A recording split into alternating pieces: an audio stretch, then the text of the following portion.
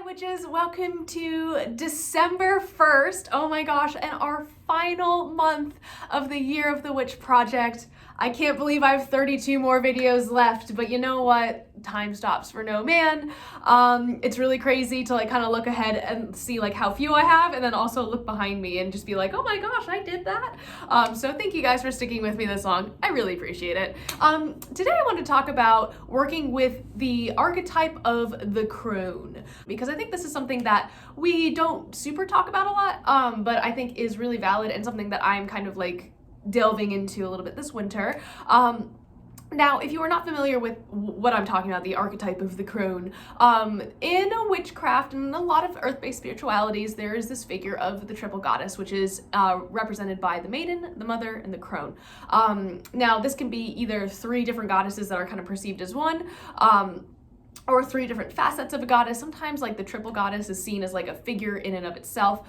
When I studied Wicca, I really felt the triple goddess was kind of like their own entity. It's like kind of like the Lord and the Lady. So we have the triple moon goddess. And that is actually kind of this symbol. Like this is a symbol a lot of people see a lot. I really like it. I think it's a beautiful symbol. I have it tattooed on me. It's like a whole thing. And yeah, so if you see that, that is what this kind of represents. The maiden, the mother, and the crone all exemplify like periods of time in a woman's life. Either the maiden, like kind of that virginal figure, the mother, the nurturing mother figure, and then the crone, which is kind of seen in two different ways, and I want to kind of delve into that, right?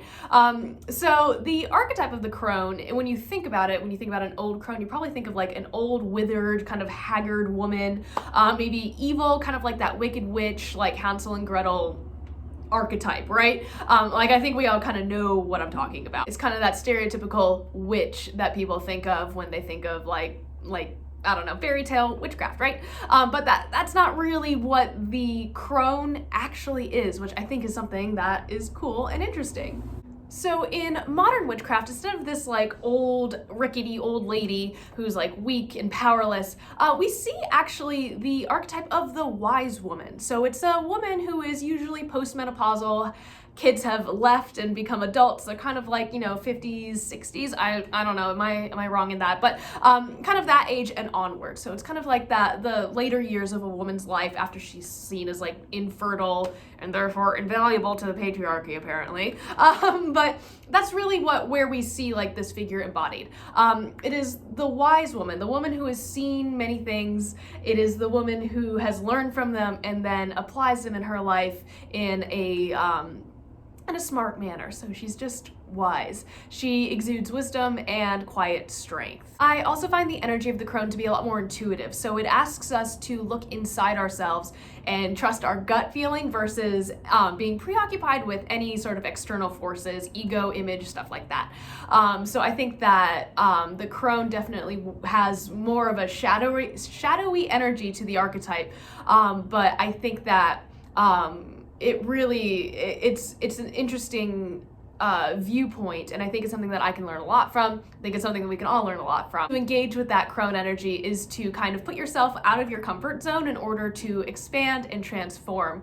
So that's like a lot of the work that we have been doing already this month. So you can see where a lot of the things that we've been doing now kind of line up with that. The energy of the crone is kind of like the waning energy, that kind of slower, darker energy that we see around this time of year.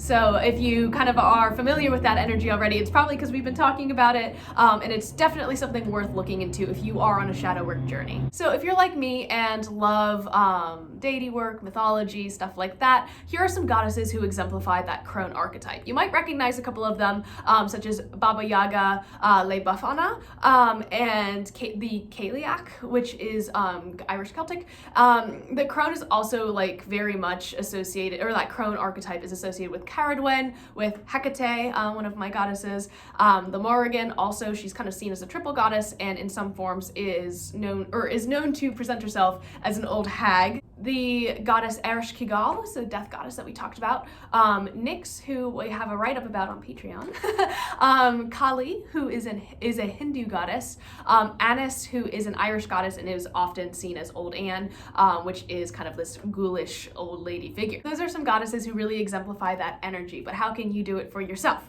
Well, I think that one of the things that we can most easily do to tap into that crone energy is to live as authentically as possible. And I know that can be very difficult for some people, and my heart goes out to you, truly.